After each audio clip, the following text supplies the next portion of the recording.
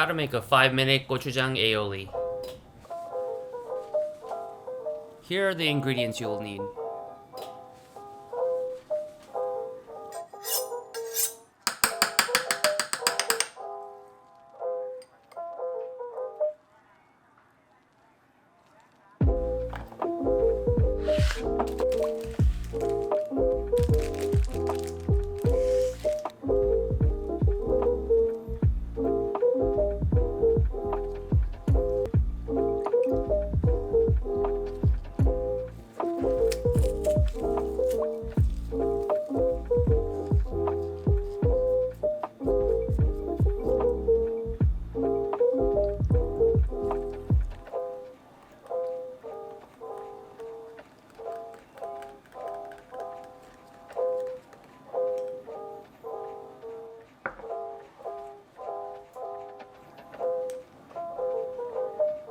Yummy!